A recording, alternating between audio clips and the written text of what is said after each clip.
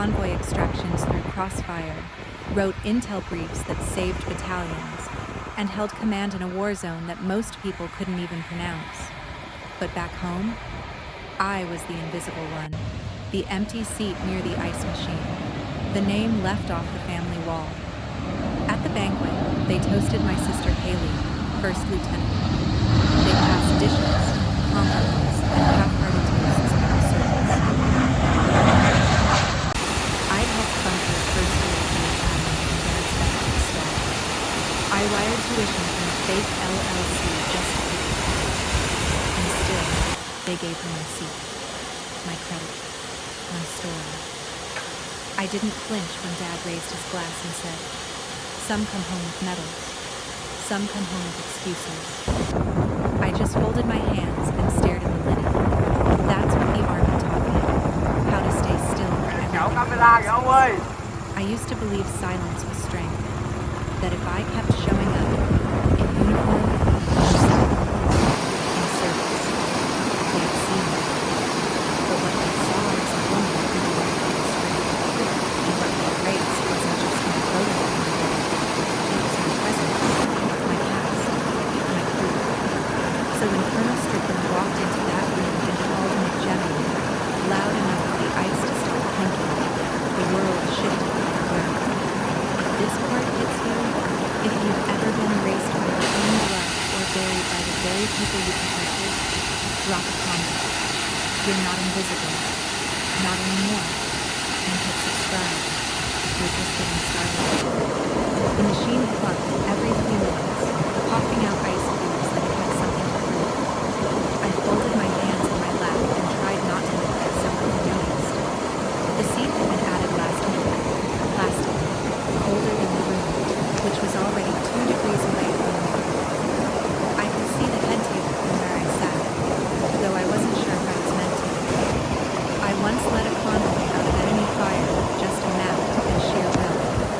But in this room, I was just a forgotten errand, an afterthought that paid for the meal. Robert Dawson, my father, stood now, holding a heavy crystal glass that caught the chandelier's light. "To those who serve with honor," he said, his voice seasoned with false reverence. "And those who serve their egos." A few polite chuckles rippled through the room. Haley, radiant in her crisp new uniform, didn't just laugh, she cackled. Like it was the best punchline she'd ever heard. Diane, our mother, stared into her wine like it could answer for her silence. I kept still. I didn't twitch. Didn't flinch. That's one thing the Army had trained me well in, how to hold my posture when everything else collapses. The table was long, draped in white linen, glittered with silverware and formality. From the end seat, I counted place cards. 25. None bore my name. Even Haley's new boyfriend, some officer from admin logistics, had a spot. Earlier, a cousin I barely remembered had nodded toward this corner chair with a half-apologetic shrug. "I think that one's free," she had said, already turning away. Like I was lucky to even be in the room. They hadn't asked what I'd been doing these past 5 years. Not one of them. Not even Diane. Not even after I'd helped fund Haley's first year at the academy, when Dad's VA paperwork got tied up and tuition was due.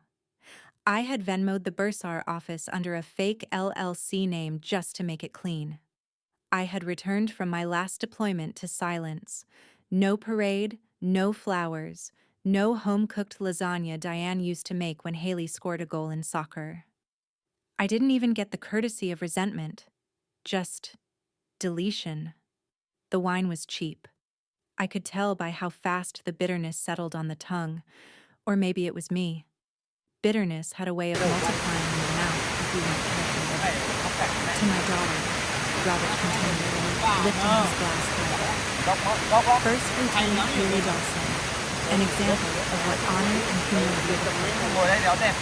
Humility? I almost laughed. The girl who once told a substitute teacher she was too smart for public school now beamed like she'd written the Army's core values herself. I caught Haley's eye for a second. She didn't blink. Her expression was smooth, polished, like she'd rehearsed it. A wax figure sculpted from years of attention and applause. Robert raised his voice just enough to make sure the whole room heard the next part. Some people come home with medals. Some come home with excuses. And there it was. The room chuckled again. Not all at once. A few beat behind. The kind of laughter that comes from people who don't know the backstory but sense the direction of the punch. I stared straight ahead, ice crackling behind me like distant artillery. My hands remained still, folded, unmoved. The ceiling spun a little, or maybe it was just the ceiling fan. I couldn't remember if the room had gone.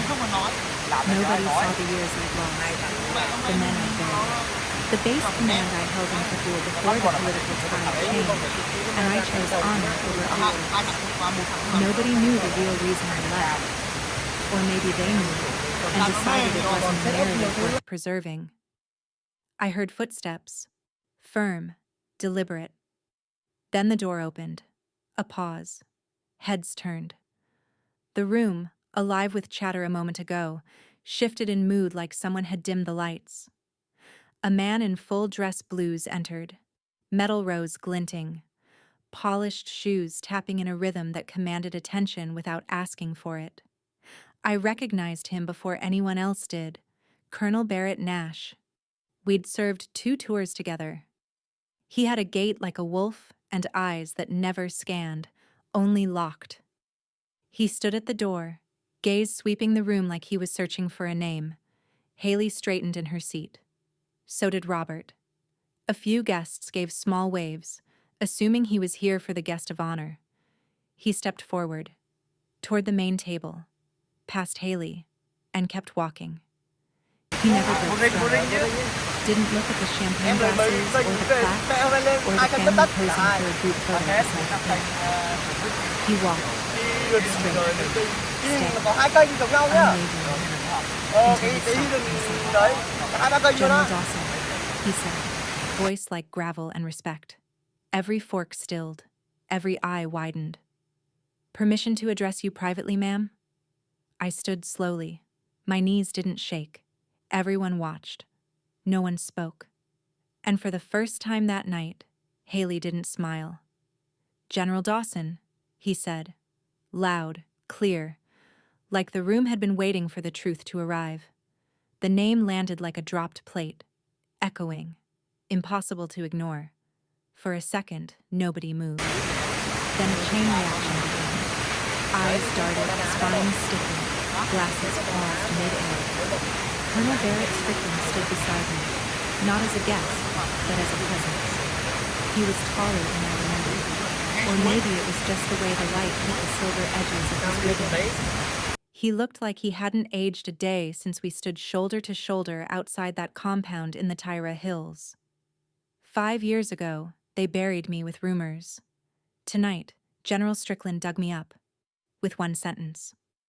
I turned to face him fully, spine straight. My civilian dress suddenly felt less inadequate. He saluted. Crisp, formal, intentional. It's been too long, ma'am, he said, then added, you coordinated Operation Langi Tyra flawlessly, command-level perfection. Haley's champagne glass trembled slightly. I noticed, because I noticed everything now. The corner of Robert's mouth twitched, like he was trying to recalibrate what was happening. Diane didn't blink. She was the kind of woman who never blinked when shocked, just smiled steadily. I didn't return the salute. I nodded, measured, with quiet familiarity. It was enough. It said we had seen things together, done things, survived things that no banquet table could sanitize. The room stayed silent. 1 or 2 guests shifted in their seats. I caught the edge of a whisper from a woman near the cake. General? I thought she was discharged. Strickland ignored them. He reached for the toast glass someone placed in his hand.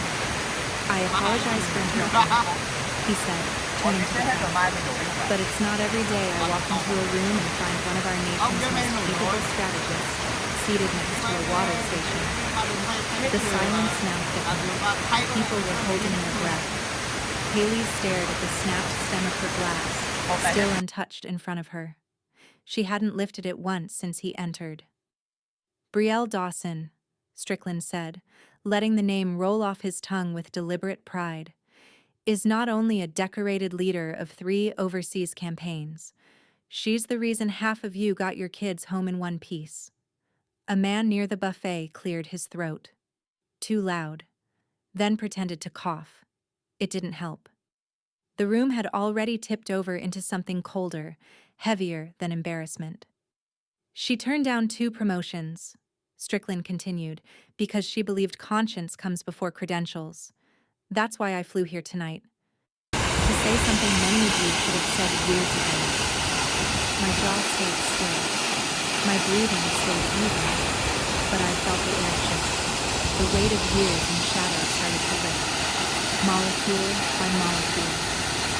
Haley's smile was frozen in mid-reboot, lips twitching at the corners like her expression couldn't quite catch up to the room's new temperature. Strickland looked down at me briefly, then back at the room. We talk a lot in this country about leadership. But what we need is moral courage. Not just battlefield tactics, but battlefield ethics. There's a difference. His words cut clean. No fluff, no flourish. Just truth. Unwrapped. I saw Robert's knuckles whiten around the base of his Scotch glass. Diane finally looked away. From me, from Strickland, from the uncomfortable clarity unraveling years of their curated family narrative. And so, Strickland said, lifting his glass, let me propose one more toast. Every eye followed him now. To the officers who never stopped leading, even when stripped of their titles. Some generals carry rank, others carry conscience. I salute the latter. It was quiet again, not stunned this time, but reverent. Attention replaced by a flicker of shame, recognition, or maybe something like respect. Maybe. Strickland took a small sip and turned toward me. He didn't wait for applause. There wasn't any. Not because the moment didn't deserve it, but because no one knew if they were still on the right side of the script. Then, a sharp crack. Haley raised her glass, trying too hard to look casual, and bumped to one side. The fragile stem snapped. The glass dropped. Cracked in 2. A few people gasped. Someone muttered, "Careful." Haley's smile didn't return. Not fully. And for the first time, her hands looked like they might tremble. The family's military wall had everyone, Dad in Vietnam, Haley in Iraq, even Grandpa in Korea. But me? Just dust where my face used to be. I stood in the Dawson living room, coffee untouched on the side table, eyes fixed on the wall that had once meant everything to us. Walnut frames arranged in careful symmetry, black and white photos, medals pinned beside them, sacred artifacts. A family shrine, uniform, decorated, and old. Except it wasn't. My space, one second row, far right, between Dad and Uncle Tom, had vanished. The other frames were pressed tight, like teeth closing a gap. I stepped closer. My eyes found the faintest outline, where the sun hadn't reached, where the dust hadn't gathered.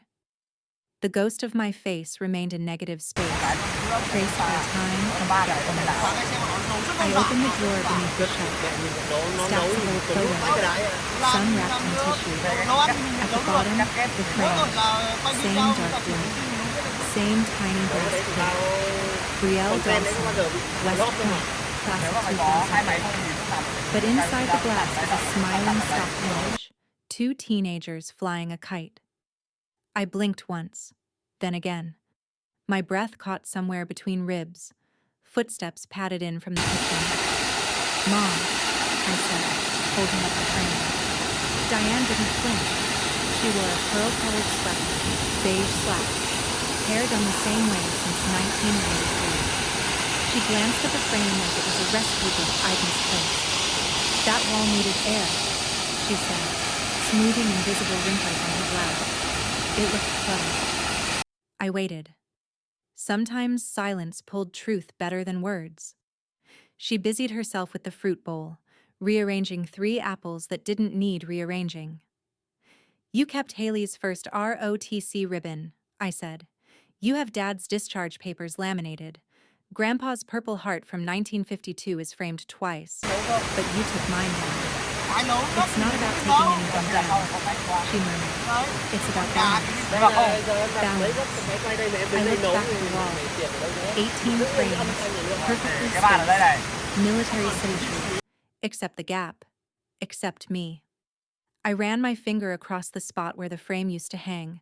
The wood was smoother there. Warm, maybe. Or maybe I imagined it. "You didn't forget me," I said, voice quiet but sharp.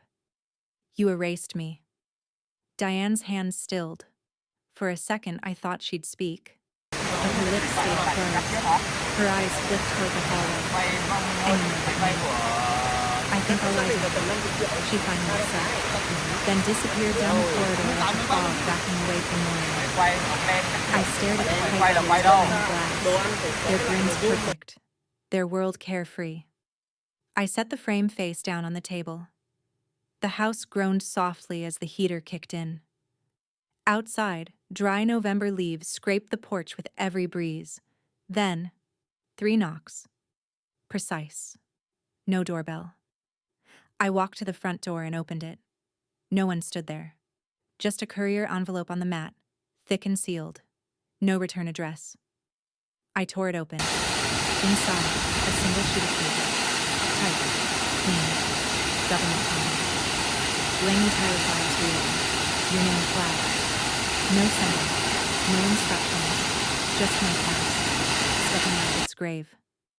"She used to work in admin, I think. Took early retirement," Haley said, as if I wasn't sitting across the table. The fork paused halfway to my mouth. I let it hover a second too long before setting it down beside my plate, the clink sharper than it needed to be. No one looked up. Not even Diane, who was busy slicing bananas into her oatmeal with the care of someone avoiding landmines. We were 4 at the table, Haley, practically glowing in a new sweater that still had a security tag in it. Diane, dressed like the breakfast mattered more. Robert, behind a wall of newspaper and black coffee. And me, an afterthought among eggs and family revisionism. The guest, Karen, a neighbor or old school friend of Diane's, blinked at me with polite interest. "Oh, logistics? That's so important," she said, nodding too eagerly. "So much happens behind the scenes." I opened my mouth, but Haley kept going. "Yeah, she coordinated supply routes or something. Big spreadsheets and troop housing. Really complex.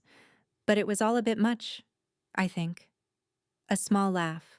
Not cruel, not warm, just well practiced. Diane added a teaspoon of honey to her tea. Didn't say a word. Robert turned a page of the paper with exaggerated focus, the kind of rustle that announces disengagement. I wasn't surprised.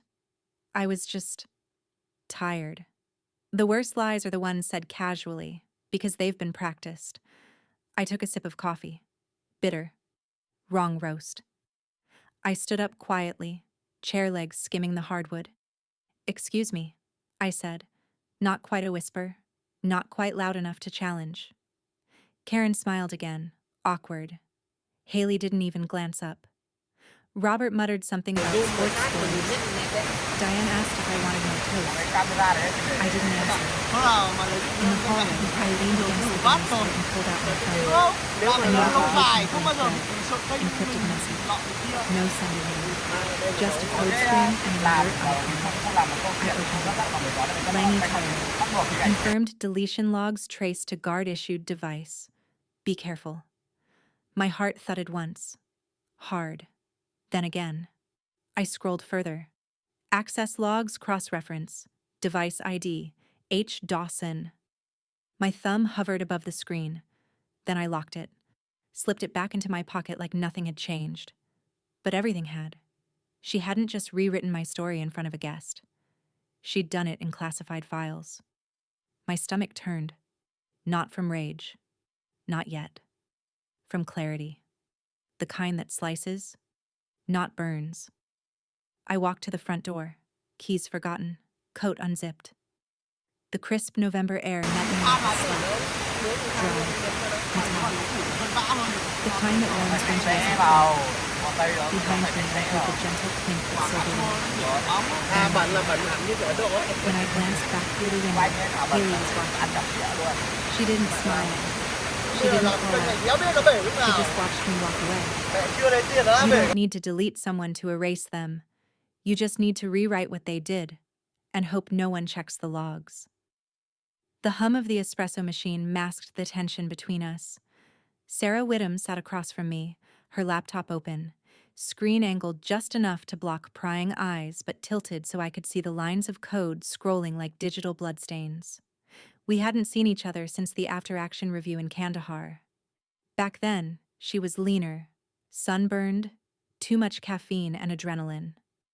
Now she wore a blazer over a Rolling Stones t-shirt and carried the kind of calm that only came from surviving something you were never allowed to. You're sure it was guard issue? I asked, fingers curled around my lukewarm lung. She nodded, tapping the strength code. Device ID. Serial matches inventory from Fort Bradley. Deployment year Alliance 2, 2019. That was Haley's unit rotation, I said. Sarah didn't confirm or deny. Just let the silence do the math. I leaned in, scanning the log summary. There it was, buried among firewall passes and innocuous metadata. Delete command, archive flag, Kiv Zone B45. Authorized by H. Dawson. 4 years ago, I murmured. 2 days before the drone strike. Sarah met my eyes. You flagged that civilian zone. You were the only one. I nodded slowly. I remembered it too well. Midnight coordination with local aid groups. Thermal scans that showed huddled heat signatures where there should have been none. I reported it. Marked it. And someone erased the flag, I said, voice low, with my sister's tablet. The silence tightened around us. Sarah closed her laptop halfway, careful not to draw attention. It wasn't just a cover-up, she said. Someone got paid. Someone high enough to redirect a strike package and low enough to want it buried. But your sister's credentials were sloppy, I told her. She wouldn't know how to clean an audit trail. Exactly. Sarah's gaze sharpened. That's what worries me. This wasn't a simple scapegoating. You were silent. And someone used that. Someone expected it. I leaned back, letting her words settle. My silence. My decision to step away, not fight the review, not dig up what hurt more than it explained. I'd thought I was choosing peace, but peace was just another shape of exile. Sarah tapped her phone. I'm going to send you the chain, encrypted. Use gloves. Figuratively. I nodded. A ping sounded. She glanced at the screen, her face stiffening. Not fear, calculation. I leaned forward. What is it? She flipped the screen toward me. Alert. She's looking again. Shut it down. No sender. Just a relay chain from a scrubbed address. My stomach nodded. How fast can they trace your access? Sarah was already unplugging a cable. Depends on how bored they are today. Outside the cafe window, the wind picked up. Leaves scraped across the pavement like warnings. Haley's smile from breakfast flickered in my mind. Too smooth, too easy. Someone had trained her well.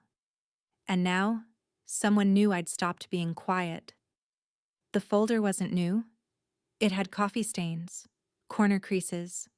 Someone had opened it long before I ever saw it. I slid it gently from the metal drawer, the chill of the steel biting through my gloves. The storage annex smelled of dry paper and filtered air, but underneath that, I could feel the rock of history bent, not broken.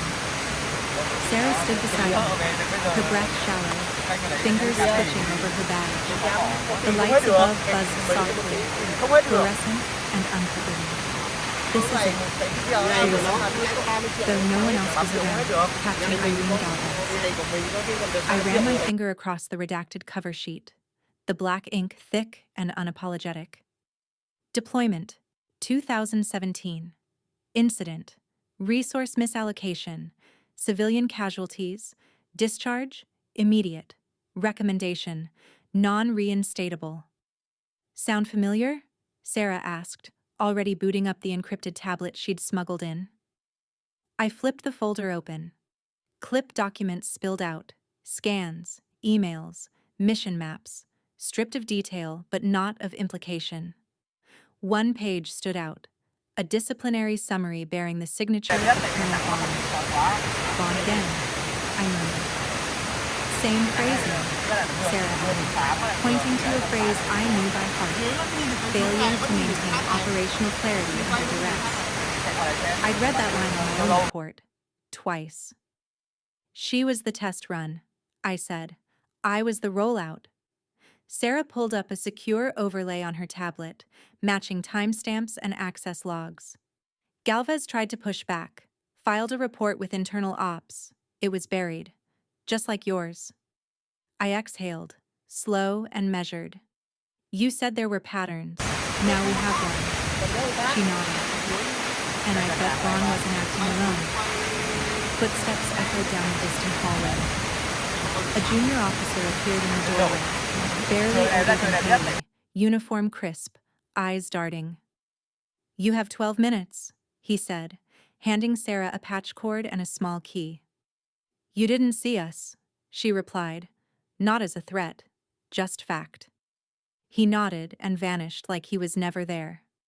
I scanned another sheet, redacted field logs, a witness statement scrubbed out, name blacked, but the summary said enough. Flagged a no-strike zone, data altered post-brief, history repeating. I looked at Sarah.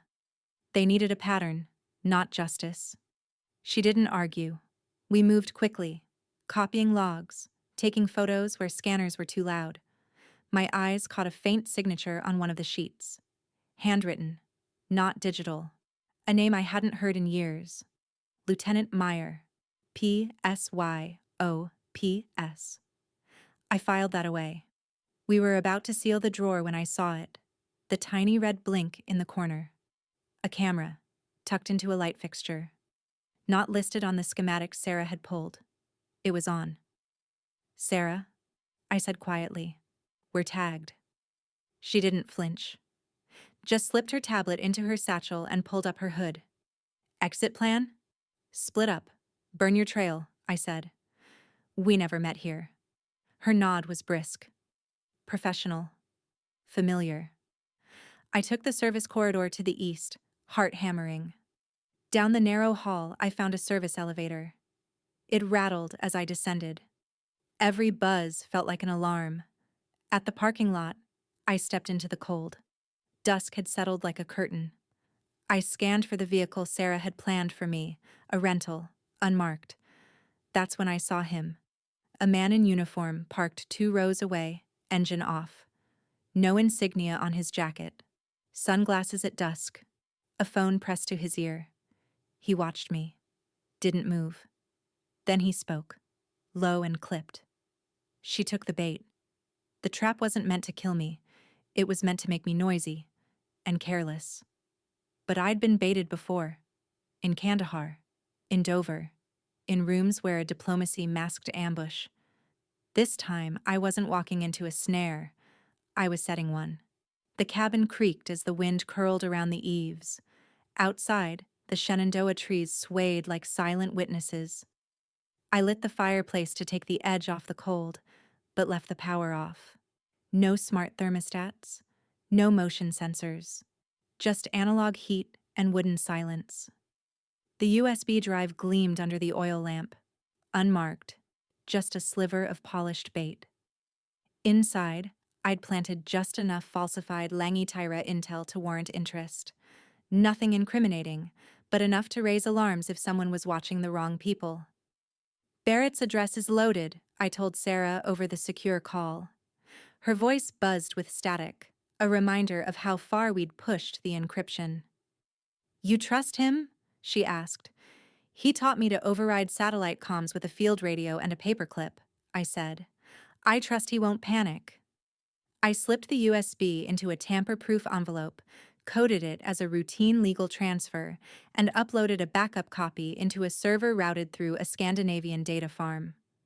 From there, it was flagged, tagged, and left to sit, waiting to be noticed. It didn't take long. By dusk, Sarah pinged me. Barrett's been flagged for unauthorized possession of digital archives. They're digging into his email, his transfer history, even his personal VPN. That was fast. Too fast. I leaned back, letting the silence absorb my heartbeat. They're watching legacy command lines. Which means, Sarah said, they're not chasing ghosts. They're chasing you. The phone clicked. Another caller. Go, I told Sarah. I'll loop you back in once we confirm. I answered. Barrett, I said, before he could speak. You're stirring hornets. His voice came, low and grim. 2 agency cars parked across the street. Vaughn's people, probably. You just confirmed they've got access to internal flags. I smiled, though he couldn't see it. And that means they saw the file. It also means they know your hands are moving, he said. And mine. Barrett had once commanded operations I only whispered about. Deep surveillance ops in Eastern Europe, counterintelligence sweeps along dead zones. He knew better than anyone that loyalty was conditional in our world. We've got enough to start a complaint, I said. Digital trails, time-stamped edits, inconsistencies in the review logs, but we need one thing. Whistleblower, he finished. Exactly. His silence spoke more than protest. He was calculating risks, outcomes, fallout. Then, I'll review the protocol draft. Quietly. We disconnected. I turned back to the laptop and watched the red line of data move across the screen. Sarah was sending something new. Encrypted folder, password protected twice. I opened it. A raw XML access log, attached to Haley's tablet. Date stamp, October 19th, 2019. Same day I was demoted. The folder she'd accessed? The same civilian exclusion zone I'd flagged. Sarah, I said into the receiver. She picked up immediately. You saw it. She knew, I whispered. And she let it happen. They called it a strategy session. No agenda, no minutes. Just power plays with polished boots. The pen sat innocently on the table in front of Haley, its tip uncapped beside a notepad that would never be written on. She fiddled with it out of habit, unaware, or pretending to be unaware, that it transmitted every word across a secure channel to a receiver tucked into my coat pocket. I sat on a bench 2 blocks away in a silent park, earbuds in, watching leaves drift into the fountain like soldiers returning to a war no one claimed. Static gave way to voices. I thought we agreed this wouldn't escalate, Vaughn said first, his voice flat, clinical. The files were sealed. Her career ended. Why is she back? Haley's voice, lighter than usual, barely audible. Maybe she's just visiting. Robert cut in. Brielle doesn't do casual visits. She's fishing, and she won't stop until she finds something. They were in a private room at the Arlington Officers Club, wood-paneled, velvet drapes. A place that reeked of old medals and older secrets. Vaughn again. Then we make sure she finds nothing. Discrediting her once wasn't hard. My jaw tightened. The audio crackled as someone poured a drink. She never knew when to stop pushing, Robert said. Even as a kid. Always had to be the one to expose the flaws in the system. She thought that made her honorable. It made her difficult. A pause. Then the soft clink of ice and glass. I've told Diane to stay out of this, Robert continued. But if Brielle makes noise, the family name gets dragged with it. I won't have that. She's a liability, Vaughn said. Emotionally unstable. She was already flagged in the review notes. PTSD, Disciplinary friction. Refusal to follow consensus. Consensus? Haley's voice, finally louder. She questioned an order that targeted civilians. The room fell quiet. That's not how it was recorded, Vaughn replied coolly. Another pause. If she goes public, he said, we all go down. The operation, the cover, the command chain. I held my breath. Haley's voice came through, wavering but clear. What about the logs? A sharp sound, chair scraping. Vaughn's voice turned clipped. That's not part of this discussion. More silence. Then Robert. If she makes trouble, we discredit her again. Family first. I leaned forward on the bench, my grip tightening around the receiver. The fog of betrayal had been thick before. Now it had a scent, a structure, and a damn meeting room. I stared at the sky, slate-colored and full of broken light. Not this time, I whispered. You don't want to burn bridges, Brielle, Dad warned. I smiled. You already set fire to mine. The air in the backyard carried the bite of late autumn, sharp, unapologetic. Leaves skittered across the flagstone like they too were trying to get away from something. I stood by the old oak tree where he used to hang the swing for us. Now the rope was gone, and so was the illusion. He was already there, hands in the pockets of his Navy-issued windbreaker, eyes on the garden as if weeds were the greatest threat to his legacy. You could have just let it go, he said, not turning. You mean the erased logs? The fake psyche vowels? Or the way you let them gut my career and smiled at the ceremony? His shoulders tensed. I stepped closer, slow, deliberate. You knew. You knew what Vaughn was doing, and you let him. I made a decision for the good of the family.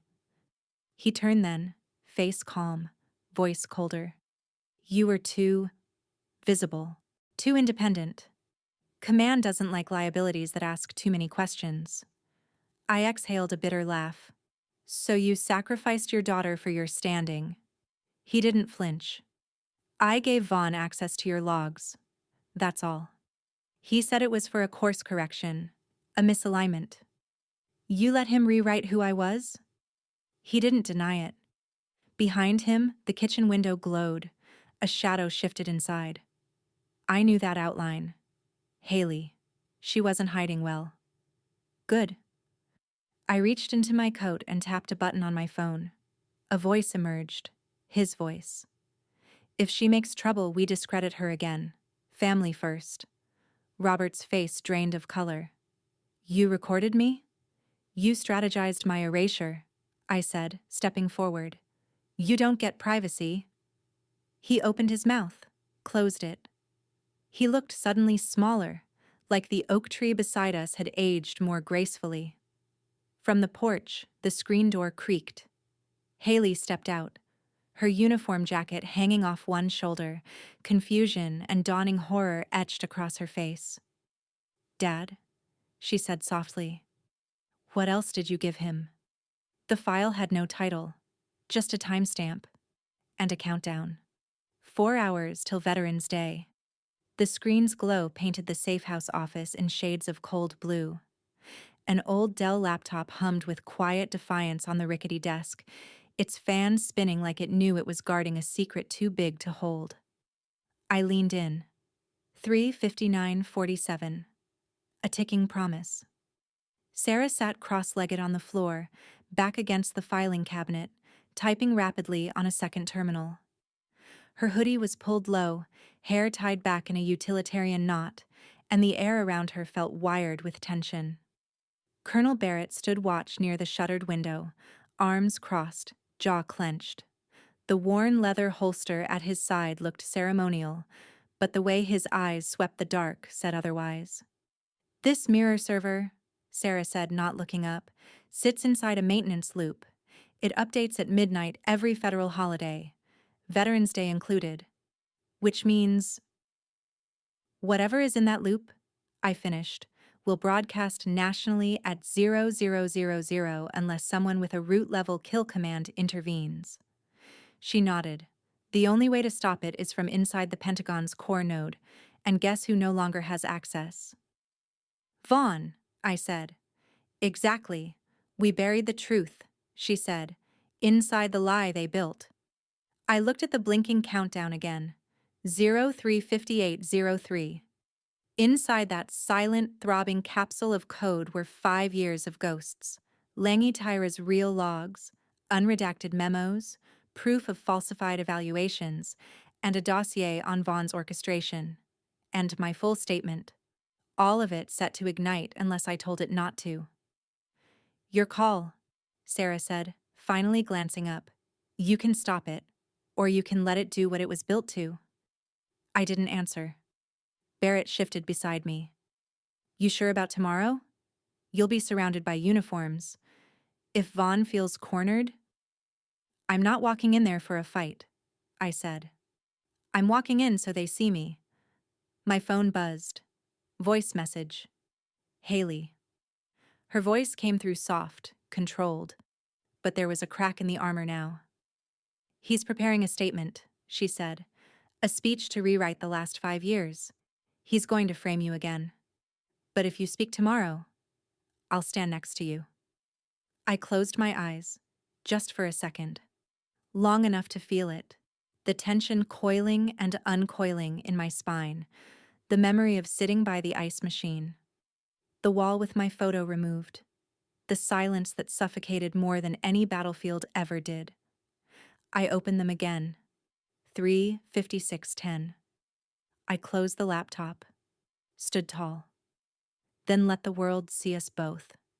The first step into that ballroom felt heavier than any battlefield, but I walked like I still wore the stars. The chandeliers glistened like false promises, casting golden light across polished marble and rows of uniformed backs, brass buttons, gleaming medals, high collars, everything staged to honor the perfect narrative. A narrative I had not belonged to for 3 years. Not until now. I moved past the doorman without stopping, my breath measured, heels echoing on the floor like a metronome of reckoning. My old dress uniform fit a little differently, tighter at the shoulders, heavier at the chest, but it still bore my name. General Brielle Dawson. Heads began to turn. Some mouths opened, closed, then opened again, recognition struggling against the weight of pre-approved scripts. A few officers stiffened. One colonel actually dropped his champagne flute. Across the stage, Vaughn stood tall, microphone in hand. We gather tonight to remember the principles of service and sacrifice, to honor those who gave without asking. He hadn't seen me yet. Behind me, Haley followed quietly, her phone already in hand, live feed rolling. The blue light glowed on her face like a lighthouse beacon in fog, uncertain, searching, but fixed.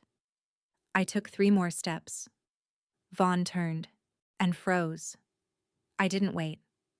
My voice rose, clear, cutting through the string quartet's background hum and the murmured shock still rippling through the room. It's time to make it clear who honor belongs to. I paused, letting my gaze sweep across the crowd. And who stole it? Silence followed. Haley lifted her phone higher. 3 years ago, I continued, my name was quietly removed from the rolls. My commendations disappeared. My rank revoked in the shadows. Not for misconduct, not for failure, but because the truth was inconvenient. Vaughn stepped forward. This is neither the place nor the time. I raised a hand, already pulling the slim recorder from my jacket pocket. Then let's let the record speak for itself. I tapped the button. The ballroom filled with voices not their own. Vaughn's. If she goes public, we all go down. Robert's. If she makes trouble, we discredit her again. Family first. Haley's silence filled the space between. Gasps, whispers. A general near the back muttered, "She's the general. General Dawson." Vaughn lunged for the mic. This party ends immediately. It wasn't my voice that broke him. It was his own. Replayed. Unedited. Undeniable. The conference room was less ornate than the ballroom, but no less electric. The air shimmered with heat, not from the lights or crowd, but from the weight of everything unraveling at once. Phones were raised, reporters elbowed closer. Generals stood with folded arms and narrowed eyes, their ribbons flashing like empty badges of silence. Sarah appeared on the mounted screen behind me, framed by soft static and pale light from the safe house. Livestream holding at 92,000, she said calmly. Every frame's backed up across 6 servers. Nothing can be pulled without leaving scorch marks. Haley stood beside me. Her posture was straighter than before. Not stiff, not frozen, just aligned. I placed the tablet on the lectern and tapped play. First clip. Vaughn's voice, smooth and arrogant. Scrub the logs. No trace of the flag. Dawson doesn't escalate unless she's cornered. The room stiffened. The second clip played.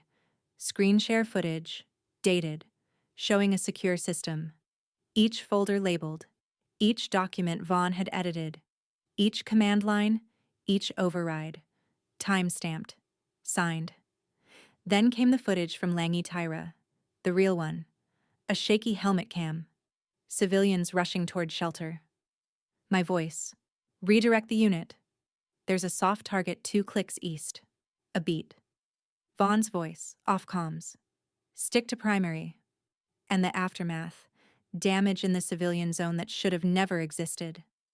My flag had warned them. It had been deleted. Murmurs swept the room like wildfire. Some jaws clenched, others dropped. Then the final clip. Robert Dawson, leaning back on the bench in our backyard, his voice heavier than I remembered. She was too visible, too independent. Vaughn said it needed course correction. I gave him access. Dead silence. I turned toward the officers watching from near the exit. They didn't blink. One reached for a radio.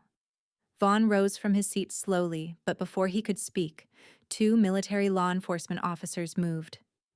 Quick, clean. One step blocked his path. Haley turned to him, eyes dry, voice clear. The investigation's been reopened. They can't silence her again. Vaughn stared at her like she was a stranger. Then he looked at me. I didn't flinch. I stepped forward, straight into the camera lens, letting the silence settle around me like armor. I'm not here for revenge. I'm here to return what was stolen.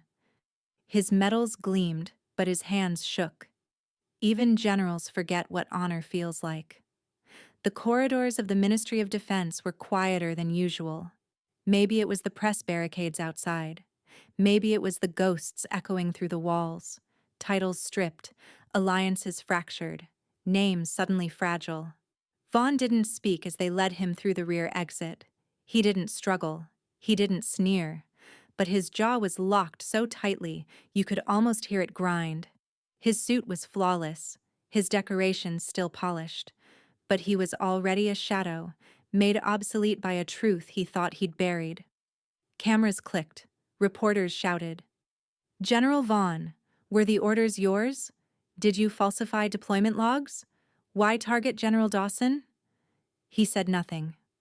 On the front lawn, the headline was already scrolling across the screen behind the podium. Langi Tyra Truths, Files, Footage, Fallout. Inside, Robert Dawson's office was being emptied in silence. He had issued a statement the night before. Early retirement for health reasons. No press conference, no farewell speech. Just a quiet exit through the back stairs of relevance. But the ripples refused to stop. By midweek, 5 other women had come forward, each with files, each with scars that mirrored mine. They named commanders, filed affidavits, shared transcripts once suppressed. Sarah and Haley helped cross-verify everything. The media couldn't keep up. At dusk, Diane knocked. She didn't ask to come in, just stood in the cold outside the safe house, arms wrapped around herself. I was wrong to let you go alone, she said. I knew, or I suspected, but your father, He said you'd recover better without the scandal. I knew from the beginning, I replied. I just chose to stay silent. Back then, that felt like loyalty. Her breath caught. She didn't apologize again. Just left a folded letter in my hand. My West Point photo. The one that used to hang in the hallway.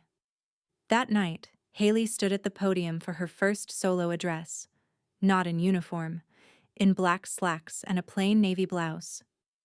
We can't undo the past, she said, but we can build forward. I'm proud to announce the Women in the Service Foundation, so no one has to be silent like my sister was forced to be. The applause was brief, but real. A week later, the military council reconvened. The verdict unanimous.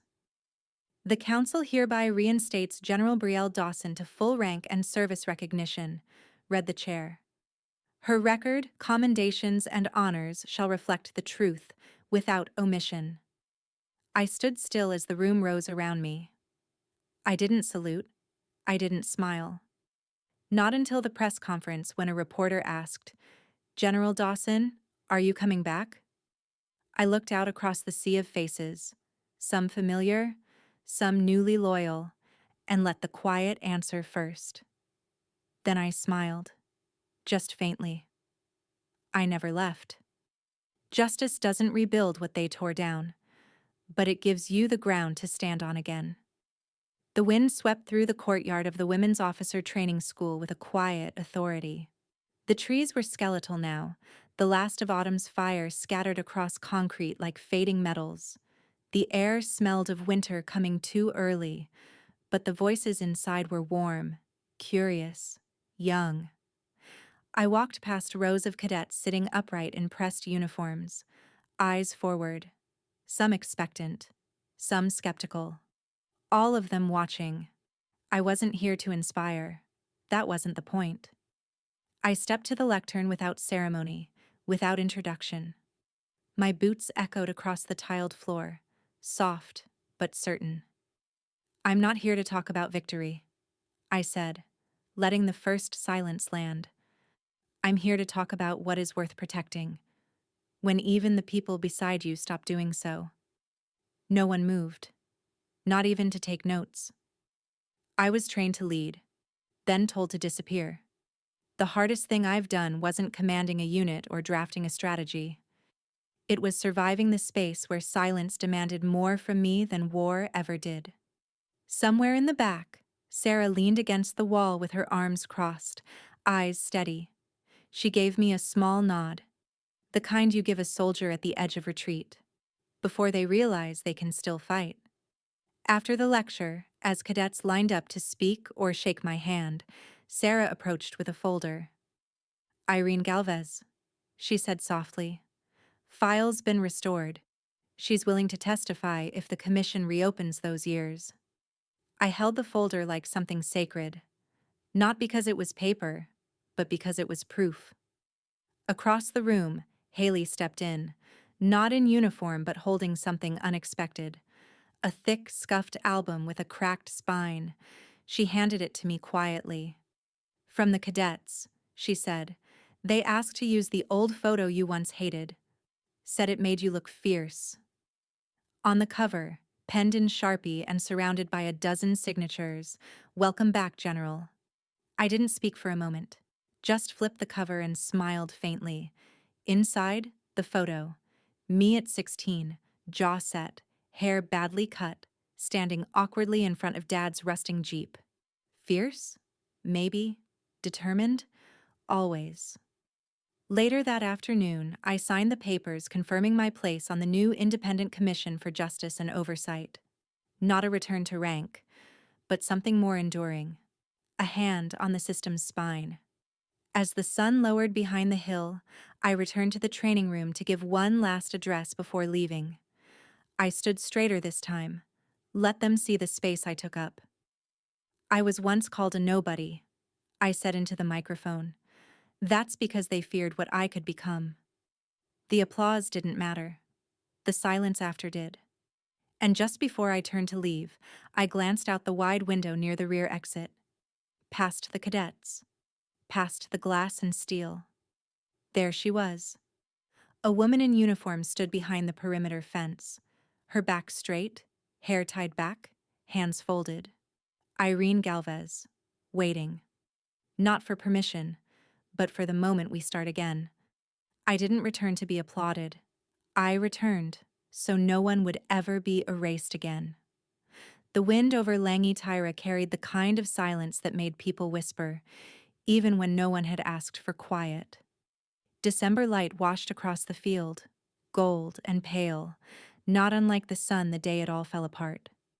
But today, there was no fog of war, no missed calls, no corrupted logs, just names. And now, finally, mine among them. The new plaque gleamed beneath the canvas canopy, freshly installed, perfectly aligned. I didn't need to touch it to know every letter had been carved with care. Langi Tyra Incident, commanded by General Brielle Dawson. No asterisk, no footnote, no investigation pending. Just truth, simple and impossible to erase. The crowd had gathered in respectful rows, cadets, veterans, officers in full dress, and families holding folded flags or watching with red-rimmed eyes. Some had come for those they lost. Some came for those who were never properly honored. Irene Galvez stood near the front. She didn't wear ribbons or speak into microphones, just a dark uniform and a face that said, "I'm still here." I caught her eye once. She nodded. That was enough. Haley stepped forward from the row of speakers. Not in her officer's blues, but in a navy coat, her hair down, her face steady. "Truth isn't a medal," she said into the microphone. "It's a debt we finally paid." There were no cheers, just quiet nods, tears held back, the kind of silence that follows real things. I stepped forward. The wind tugged at the hem of my coat. My boots pressed into the damp earth, ground I once ordered others to hold. In my hands, a polished, silver-lined plaque, a ceremonial award. The same type they give to those who survive the kind of battle you can't put in reports. I turned to my mother. Diane Dawson sat in the front row, gloves folded in her lap, her face unreadable. "This," I said quietly, holding the award out to her, "is something you think I don't deserve. But I keep it. Because today, I do." She didn't speak, didn't reach for it either. I didn't need her to. I turned back to the crowd. Someone stood, then another, and then another. Applause rippled. Not forced, not poetic. Real. A voice rang clear above it. "Welcome back, gentlemen." I didn't bow. I didn't cry. I didn't smile. I just raised my hand and placed it firmly over my chest, right where the rank used to be, and now where the truth lay. Haley stood beside me, her fingers brushing the corner of the photo album she brought earlier, still tucked under her arm. I turned to her. Our eyes met. No past. No excuses. Just now. "It's your turn now." I walked away from the plaque, away from the podium, into the winter light that stretched long across the hills. Behind me, names would remain, but in front of me, only forward. They stripped her name from the wall, silenced her rank, and rewrote her truth. But when the dust settled, it was General Brielle Dawson who stood, while those who buried her fled from the light. Justice isn't granted by reputation or legacy. It's carved by those who refuse to bow. Like a long-muted broadcast finally heard, the truth arrived not when it was convenient, but when it was unstoppable. Sometimes, the greatest revenge is not retribution, but being remembered rightly. No wall of lies can stand forever against the tide of truth. Like, share, and comment below if this story resonated with you. Type 1 if you've not seen it. Type 2 if you're still wrestling with the ending.